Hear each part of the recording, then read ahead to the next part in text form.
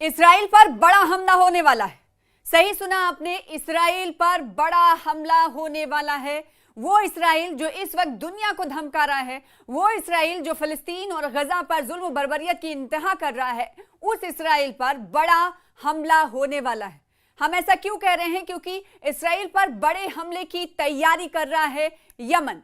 Yemen की national solvation हुकूमत ने ऐलान किया है कि सिहूनी हुकूमत पर कारी जर्ब लगाने के लिए हम पूरी तरह तैयारी कर रहे हैं। तैयारी किस तरह से हो रही है और क्या कुछ किया जा रहा है, ये इस वीडियो के जरिए आपको बताएंगे कि इस्राइल पर दबाव बनाने के लिए पूरी दुनिया में जहां एक तरफ कोशिशें की जा रही हैं, ना सिर्फ कोशिशें की जा रही हैं बल्कि कदम से कदम मिलाए जा रहे हैं, एहतजाज किए जा रहे हैं, विरोध प्रदर्शन किए जा रहे हैं, तो दूसरी तरफ हमले की तैयारी भी हो रही है। यमन हमले की तैयारी कर रहा है। यमन की तहरीक अंसारुल्लाह के सीनियर रहनुमा ज़ैफुल्लाह शामी ने कहा है कि तहरीक अंसारुल्लाह सिहूनी हुकूमत पर अचानक एक भरपूर हमले की तैयारी कर रही है। अब देखिए हमला कैसे होगा, किस तरह का होगा, किस मिसाइल से किया जाएगा, किस तरह का अटैक होगा, इसकी तफसील नहीं दी गई है। लेकिन यह हमला कब किया जाएगा, इस हवाले से भी कोई जानकारी नहीं दी गई है।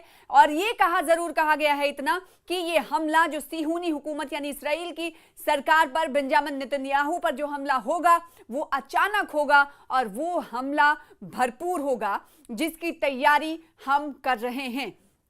अशामी हुकूमत ने तहरीक अंसारुल्लाह की गैर मामूली सलाहियतों पर ताकीद करते हुए कहा है कि हम ऐसा अचानक हमला करेंगे जो दोस्त और दुश्मन दोनों को हैरत में डाल देगा। देखिए हमला ऐसा होगा, ये कहा जा रहा है साल्वेशन हुकूमत की तरफ से कि हम ऐसा अचानक हमला करेंगे जो दोस्त और दुश्मन दोनों को हैरत में डाल देगा।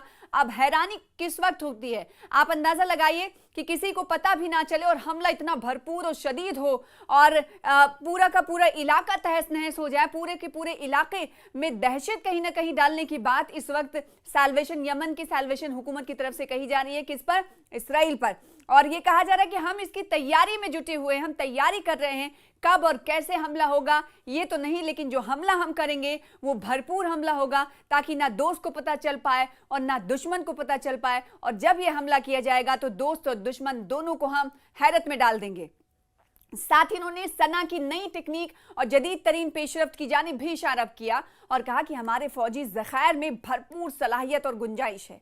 देखिए हम किस तरीके से ताकतवर हैं, हमारे जदीद तरीन पेशरफ्त की जानिब से या जदीद तरीन जो टेक्नोलॉजी है, जदीद तरीन जो हथियार हैं, उसके ज़रिए हम इस्राइल पर इस तरीके से हमला करेंगे ताकि उसे हमेशा याद रहेगा। ऐसी तैयारी हम करते हुए दिखाई दे रहे हैं और हम कर रहे हैं। साथ ही साथ इसकी वजह से इस तरफ इशारा करते हुए, जदीद तरीन पेशरफ्त की जानिब इशारा करते हुए कहा कि हमारे फौजी ज़ख़ीरे जो हैं उनमें भरपूर सलाहियत और ताकत मौजूद है, इसकी गुंजाइश है।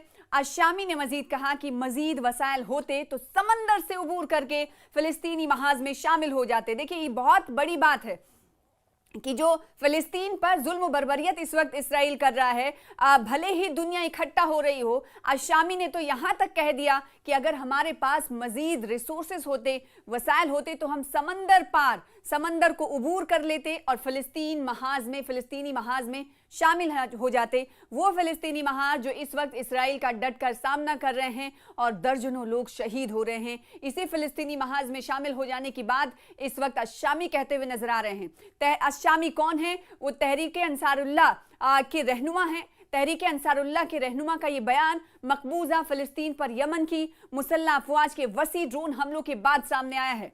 इस्राएली ज़राए ने पीर की शाम रिपोर्ट दी है कि यमनी फ़ौज ने मकबूजा फ़िलिस्तीन की जानिब बड़े पैमाने पर ड्रोन तैयारे रवाना किए हैं। और आपको यहाँ पर यह भी बताना ज़रूरी है कि पिछले दिनों इस्राइल के अटैक में, इस्राइल की तरफ से हमले किए गए, उसमें होसियों के पीएम और कई वज़रा की मौत हुई और इससे होसी इस वक्त बागी हुए पड़े हैं। होसियों की तरफ से रोज़ नए तरीक़े अपनाए जा रहे हैं। तो एक तरफ अशामी की तरफ से कहा जा रहा है कि हम हमला ऐसा करेंगे कि दोस्त और दुश्मन दोनों को पता नहीं चलेगा। और जब ऐसा भरपूर हमला हम जब करेंगे तो इससे पूरा इलाका दहल उठेगा। तो एक तरफ तो साल्वेशन हुकूमत की तरफ से ये बात कही जा रही, तो दूसरी तरफ होसियों की अगर बात करें तो होसी भी पूरी तरीके से तैयार हैं और अपनी जो मौजूदगी है वो दर्ज कराते हुए वक्तन फवक्तन दिखाई दे रहे हैं। गुज़िश्ता दिनों की बात करें तो सना में यूएन के दफ्तरों पर इन हौसियों की तरफ से छापा मारा गया। जैसा कि आपको मालूम है कि यमन में कई हिस्सों पर हौसियों का दबदबा है, हौसियों की पकड़ है और सना में भी हौसियों की मजबूत पकड़ है। सना में हौसियों ने उन तमाम अमवात का बदला लेने की ठान ली है, इसीलिए अब पूरी दुनिया में उनकी मौजूदगी दर्ज हो, पूरी दुनिया में उनकी नाराजगी पता चल पाए, पूरी दुनिया के लोगों तक उनका पैगाम जाए कि इस वक्त हौसी क्या कुछ कर रहे हैं और क्या कुछ करना चाहते हैं। इसी वजह से हमने देखा कि यूनाइटेड नेशंस के 11 एहलकारों को हिरासत में इन हौसियों ने लिया, रेड मारा यूएन के दफ्तरों पर, यूएन के ऑफिसेस पे। और ऐसा नहीं कि पहली बार ऐसा किया गया था, इससे पहले भी माजी में भी इस तरह की कोशिशें हौसियों की तरफ से की जाती रही हैं। कोई नई कार्रवाई नहीं थी और कई बार ये देखने को मिला कि जिन एहलकारों को यूनाइटेड नेशन के एहलकारों को हिरासत में हौसियों की तरफ से लिया गया, उनमें से कई लोगों की मौत भी हुई है। और ये पहली पेशरफ नहीं है, इससे पहले भी हौसियों की तरफ से इस तरह की कार्रवाइयां कोशिशें की जाती रही हैं। जो मौजूदा वक्त में जो ताज़ा पेशरफ्त हुई थी वो ये कि सना में यूएन के दफ्तर पर रेड मारा था इन हौसियों ने और 11 एहलकारों को हिरासत में ले लिया। तो इधर से ये मौजूदगी दर्ज कराने की कोशिश की जा रही, तो दूसरी तरफ ये कहा जा रहा है हुकूमत यमन के सैल्वेशन हुकूमत की तरफ से कि इसराइल पर हम ऐसा भरपूर हमला करेंगे कि दोस्त और दुश्मन किसी को पता नहीं चलेगा और वो हमला भरपूर होगा जिससे सभी हैरान हो जाएंगे कि हमने हमला सिहूनी हुकूमत को ताकतवर और भरपूर हमले से हम हैरान और परेशान कर देंगे। ये कहना है यमन के सैल्वेशन हुकूमत का और इस तहरीक से जुड़े मेंबर्स का ये कहना है कि हमें अपनी फ़ौज पर फ़ख्र है, हमारे फ़ौज की ताकत बहुत बड़ी है, बहुत मजबूत है। लिहाजा अगर मौजूदा वक्त में उन्होंने कहा कि हमारे पास अगर और ज़्यादा रिसोर्सेज होते तो फ़िलिस्तीनी महाज में भी हम शामिल हो जाते। इस बयान से अंदाज़ा लगाया जा सकता है कि इस वक्त इसराइल को घेरने की कोशिश या इसराइल पर ताकत का इस्तेमाल करने की कोशिश किस तरह से हो रही है और किन किन ममालिक तरफ से हो रही है, किन किन सरकारों की तरफ से हो रही है। चाहे इक्तिसादी की बात करें, इक्तिसादी दबाव की बात करें, सियासी दबाव की बात करें या ताकत का इस्तेमाल की बात करें, इस वक्त इसराइल को घेरने की कोशिश लगातार जारी है।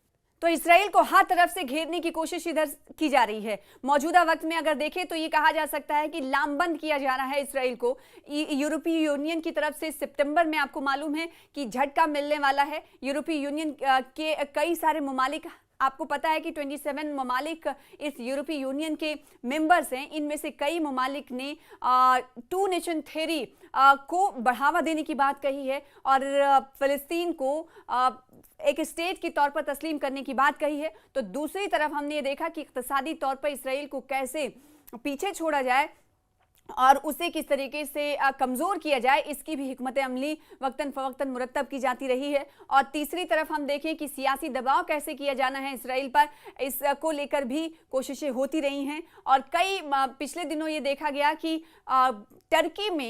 टर्की में एक गजा कॉन्फ्रेंस हुआ था जिसमें 150 उलमा इकट्ठा हुए थे और पैलेस्टीनियन डिक्लेरेशन वहां से जारी हुआ था। और ये कहा गया था इस डिक्लेरेशन में कि वो तमाम ममालिक से अपील करेंगे कि इसराइल के साथ कोई कारोबारी रिश्ता ना रखें, यानी इक्तिसादी तौर पर इसराइल को झटका देने के लिए पेशरफ्त हो रही थी। 150 से ज़्यादा उलमाए कराम यहाँ पर इकट्ठा हुए थे और 50 ममालिक के उलमा थे। और दूसरी तरफ टर्की के एक वजीर जद्दा में जाकर ये कहते हैं कि इसराइल के खिलाफ हमें कुछ न कुछ आने वाले दिनों में हिकमत अमली मुरत्तब करनी होगी। कड़े अल्फाज में कहा जाता है कि इसराइल को जवाब देने का अब वक्त आ गया है, टाइम फॉर एक्शन आ गया है। कहीं ना कहीं उनकी तरफ से ये कहा गया कि अब हमें एक साथ आना है और एक साथ आकर दबाव नहीं, अब एक्शन की तैयारी करनी है।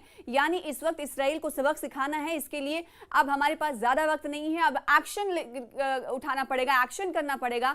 टाइम फॉर एक्शन आ चुका है और ये मौजूदा जो वक्त है, मौजूदा वक्त में ही हमें इसराइल को सबक सिखाने के लिए कुछ ना कुछ करने की ज़रूरत है। तो चारों तरफ से आपको बताएं कि इसराइल को घेरने की कोशिश लगातार हो रही है। अब यमन के अशामी सैल्वेशन हुकूमत की तरफ से कहा गया है कि वो बड़े हमले की तैयारी इसराइल के खिलाफ कर रहा है।